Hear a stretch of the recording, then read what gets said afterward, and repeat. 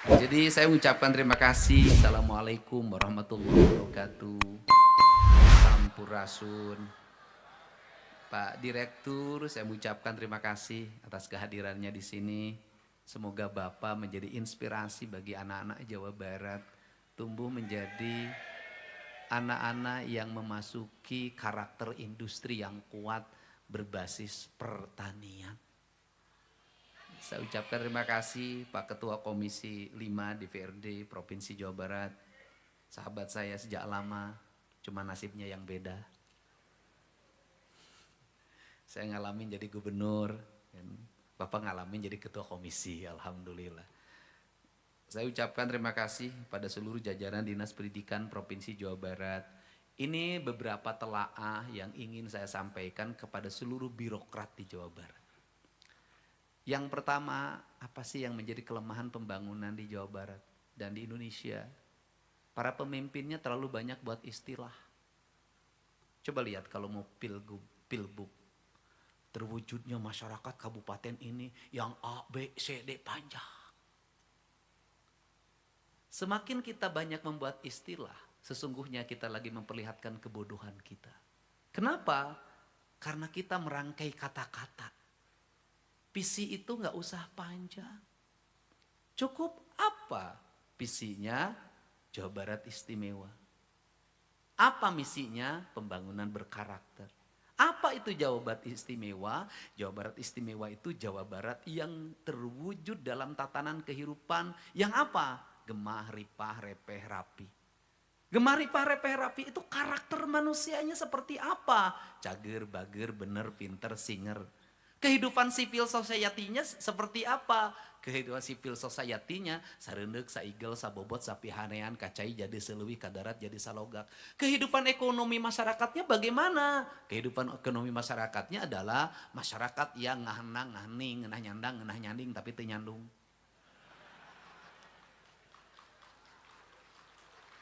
Kekayaannya bagaimana? Kekayaannya adalah reaketon, buncir duit, loba duit, bro di juru, bro dipantau, ngalaya di tengah imah, di pipir aya petikeun, di kolong aya si jago, na parango aya si di kolong aya si jamrong, na parango aya si jago, sistematik. Kemarin saya diuji itu oleh dosen Paramadina. Nah, ini untuk itu visi kita ini. Karena visi kita ini kita harus bekerja. Bekerja bagaimana? Sistem pendidikan. Pendidikannya pendidikan berkarakter. Pendidikan berkarakter itu apa? Mewujudkan manusia Indonesia seutuhnya. Itu dalam konteks keindonesiaan. Dalam konteks kejawabaratan apa? Dan konteks saya orang Islam. Dalam konteks keagamaan itu adalah manusia yang disebut dengan rawayan jati. Itu kata orang Sunda. Rawayan jati itu kayak gimana? Kaluhur sirungan, kahandap akaran. Dalam kaidah agama disebutnya insan kamil. Sederhana. Karena itu sistematika pendidikannya harus apa? Sistematika pendidikannya harus membentuk karakter itu. Karena harus membentuk karakter itu maka manusia sudah punya karakter atau jati dirinya sejak kecil. Saya punya anak Nihiyang. Nihiyang itu gerakan ucapannya, gerakan matanya, gerakan hidungnya, gerakan telinganya lebih cepat dibanding dengan kesabarannya. Sehingga apa yang harus saya lakukan? Dia saya latih lari untuk belajar sabar. Saya latih terus membaca dalam setiap sore agar sabar. Kemudian di rumahnya harus ada pawang. Pawangnya siapa? Ayahnya. Semua yang di rumah itu kalah sama dia. Kecuali ayahnya. Dan ayahnya juga kalah sama dia. Saya udah ngomong sama dia tiap pagi. Aku yang telah mengalahkanmu dan kamu juga yang mengalahkan aku. Nah, ini harus dibaca, perspektif ini harus dibaca oleh guru sejak dini. Sehingga di kelas itu tidak ada guru mengatakan anaknya bodoh. Kenapa? Dia tidak bodoh. Dia tidak ahli di matematika, tapi dia larinya kencang. Maka dia adalah seorang pelari maraton. Dia seorang pelari 100 meter. Dia matematika itu tidak pinter. Tapi kalau dikasih motor, dia ngoprek, dia pinter banget itu merangkai motor, membuat mesin motor menjadi lebih kencang, membuat motor BBM-nya menjadi awet, dia di situ. Oh, dia tidak pinter. Bahkan saya punya teman yang tidak naik kelas ketika di STM-nya tidak naik kelas, tapi dia jago bikin sound system sampai hari ini. Dia jago elektrik, dia nggak bisa belajar duduk begini mengikuti teori guru, tapi dia otodidak. Apa yang menjadi problem bangsa ini adalah orang-orang yang otodidak memiliki tingkat kecerdasan tingkat tinggi, dia dihambat oleh strukturisasi birokrasi yang disebut dengan ijazah. Apa dari ijazah ini yang dilahirkan? Gelombang manusia yang setiap hari bersekolah. S1, S2, S3. Pertanyaannya adalah, sang S3 itu menghasilkan apa? Disertasi. Disertasinya diuji. Setelah itu apa produknya? Teuing. Yang S2 itu apa produknya? Teuing. Siapa yang paling gemar ini? Birokrat. Sehingga birokrat ini waktunya dihabiskan untuk apa? Untuk sekolah. Karena waktunya dihabiskan untuk sekolah, nyaris dia tidak punya inovasi di luar sekolah. Apa yang terjadi? Kelompok orang yang mengejar golongan, tukin, menjadi nilai yang sangat tinggi dalam dalam pembelajaran APBN, APBD. Bebannya bisa mencapai 40%, ada yang 60%, ada yang 70%. Sehingga anggaran ini habis oleh birokrat. Birokratnya tiap hari apa? Diskusi, seminar, launching. Setelah itu apa? Setiap ikon dibikin jingle, lagu. Jadi lagunya yang keren, produknya tidak ada. Maka saya ingin rubah di Jawa Barat. Saya mulai memimpin, saya memperlihatkan cara. Bagaimana menyelesaikan masalah dalam setiap hari. Bagaimana birokrat itu efisien. Bagaimana belanja pemerintah itu dibelanjakan pada publik. Ketika orang lain hampir frustasi. 2026 Jawa Barat kehilangan 2458 triliun uang. Seluruh provinsi Jawa Barat kehilangan 5,7 triliun uang. Saya tidak pernah putus asa. Saya katakan ini tantangan bagi saya. Semakin dikurangi maka saya tidak akan pernah berhenti untuk bergerak. Kenapa? Orang-orang hebat itu orang yang banyak puasanya dibanding yang banyak makannya. Saya tuh nggak pernah, putus asa enggak. Kenapa? Ya sudah. Saya katakan, tahun depan nggak ada lagi itu makan minum di Pemda. Nggak ada lagi snack pagi. Kenapa? Semakin banyak snack pagi, semakin banyak makan siang di dus, semakin banyak orang kena diabetes. Apa nanti? Hanya air putih saja. Sudah. Apalagi? Nanti birokrat pegawai akan saya atur yang masuk kantornya. Berapa per hari? Kenapa? Semakin banyak pegawai yang masuk kantor semakin tidak produktif. Kenapa? Beban pemerintah makin tinggi. Kenapa? Di kantornya main internet. Ngabisin listrik, ngabisin air. Ngobrol, buat apa? Kenapa? Sudah kurangi. Mana yang birokrat yang memiliki produktivitas, itu saja dipilih yang ngantor. Yang tidak produktif di rumah saja. Nanti kurangin tukinnya. Setuju nggak? Nah, tapi kan saya tidak mungkin. Kenapa? Istrinya nanti marah, apalagi yang dua, bisa cerai satu. Nah, kan ini harus dibuat, dirombak.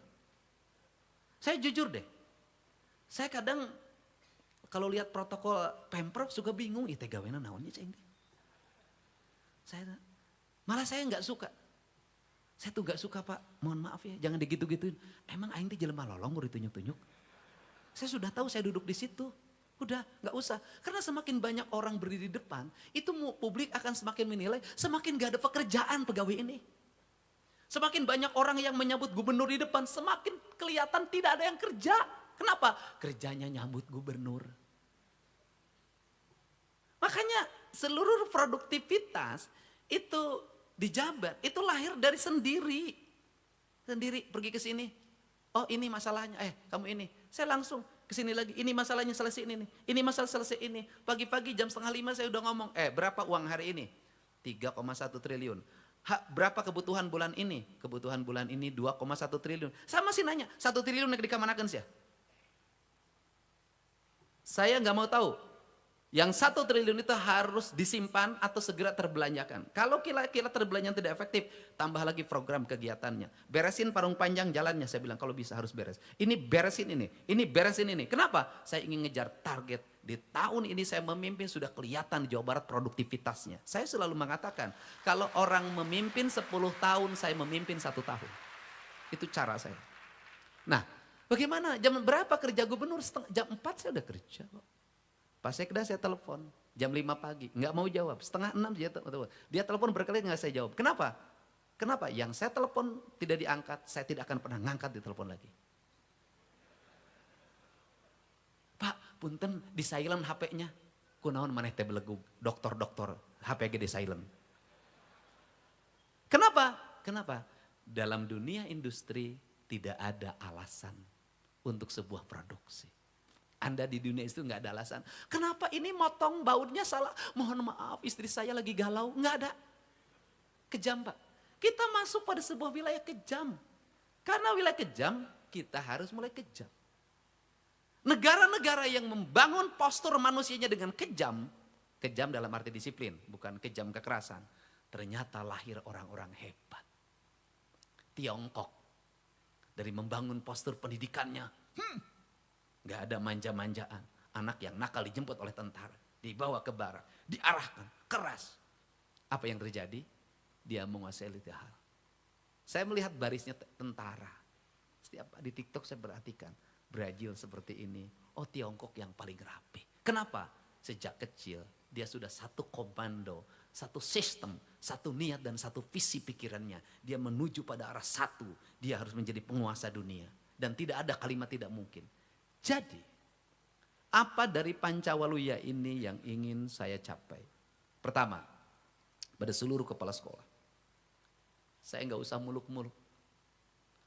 Saya minta dalam tahun ini, anak yang dengan jarak dekat dan masih ada angkutan umum dan masih bisa jalan kaki, masih bisa bersepeda, saya minta tidak boleh bawa kendaraan bermotor itu saklek dan harga mati.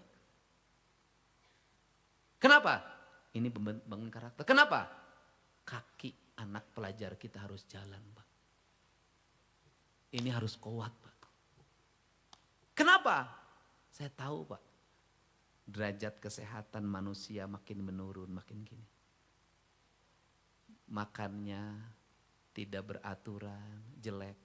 Kadar lemaknya terlalu tinggi, kadar gulanya terlalu tinggi, badannya tidak digerakkan. Ginjalnya rusak, paru-parunya rusak. Badannya lemah. Saya kenapa ngotot begini?